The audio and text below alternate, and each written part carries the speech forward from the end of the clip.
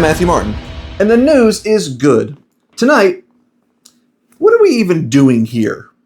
I'm excited to preach this coming Lord's Day. The Sunday that is upcoming is the first Sunday of the month of May. And so we are now entering our 5th month together with me as the preacher at Vilonia. And in some ways, it's going very fast. In some ways, it's been 5 months. That's not nothing. But it will probably take us the entire year before we both, me and the congregation and vice versa, get a sense of what the sermons are going to feel like, what the sermons are really going to be like. It is my custom to have some special Sundays, to have some special occasions, some reasons to shake things up, reasons to have things be different, even if it's just for the sake of being different, which is not necessarily a bad thing in and of itself, because you don't want to get complacent. You don't want to get in a rut. You don't want to get into a ritualized formula that you're checking boxes and punching cards and just doing the same thing because you do the same thing.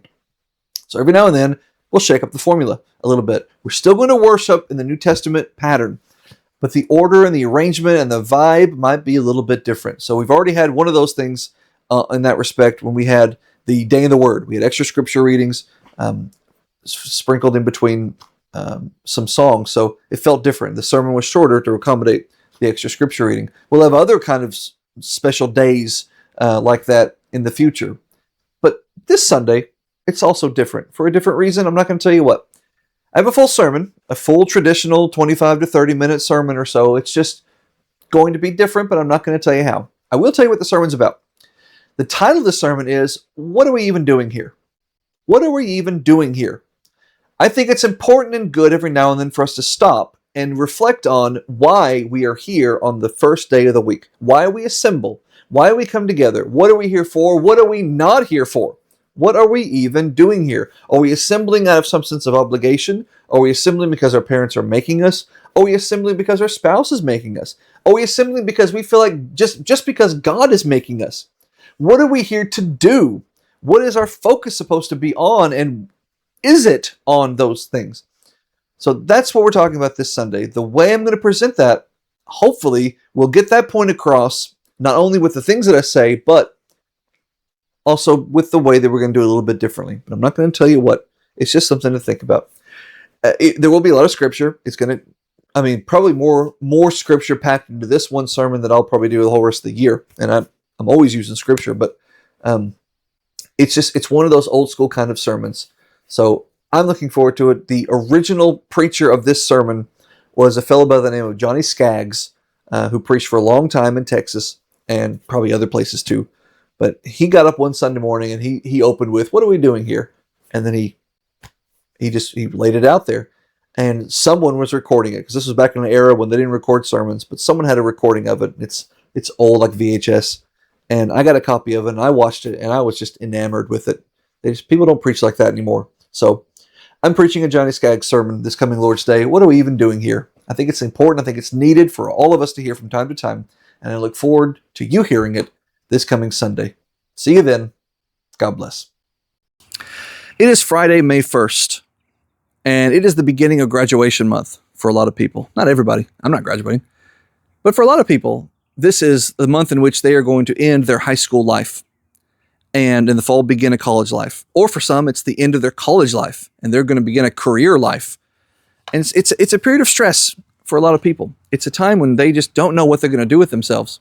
I remember when I was in 7th grade, 8th grade, something like that, I was just convinced I was going to be a lawyer when I grew up. That's what I was going to do with my life. I was going to be a lawyer. And I got nothing against lawyers. Lawyers, I know many great Christian lawyers, they're wonderful people. But there's a stigma, around being a lawyer. So around that time, I just said to my mother's mother, my grandmother on her side, in passing, and I just said, "I'm going to be a lawyer when I grow up." And she said, "That's just what the world needs, another lawyer." And pop that balloon, that's the end of that. I'm not going to do that. So I spent 2 or 3 years just aimless, not having a clue what I was going to do. But why should I know that? I was 13, 14, 15 years old. I don't know what I'm going to do at that age. I figured it out. But you might be around that time. You might not have any idea what you're going to do. You might be 57 years old and not know what you're supposed to be doing with your life. This world is very confusing sometimes, very topsy-turvy. It's full of indecision. It's full of too many choices, and you can get paralyzed by all that. my prayer for you is no matter who you are, if you're 18 about to graduate high school, or if you're 24 or whatever about to graduate college, or if you're 61 years old in, a white t-shirt and boxer briefs and white socks sitting in a recliner watching this right now, whoever you are, if you have no idea what you're supposed to do with yourself, go to the Lord and ask Him. As you're making all these plans and all these decisions, and you're weighing all these options, and you're talking to guidance counselors and parents and counselors of the, psychological persuasion, psychiatric persuasion, you're talking to all those people. Do not fail to include the Lord in those plannings. Do not fail to include God in your decision making. Paul says, let him that thinks he stands take heed lest he fall. Quite literally, let him that thinks he stands alone take heed lest he fall. If you think you're doing it all by yourself and that you're in control of all this and you will decide whose counsel you listen to and so forth, you're doomed to fail. It's a huge thing to graduate high school. It's a huge thing to graduate college. It's a huge thing no matter what age you are to think about what you want to do with your life, what you want to do to earn a living, what you want to do with your free time. It's a huge thing. God should be in all of our huge things. He should be in our little things too. But don't fail to include Him in those big things that you plan with your life. If you bring Him into those things, listen to His counsel, listen to His wisdom, trust in Him, then whatever you do with your life in this world, if God is at the center of your life, He's the one that you go to for all your decisions, then whatever you do, you'll be fine. So my prayer for you is that you will remember to include God in all of your life's plans. Have a great day.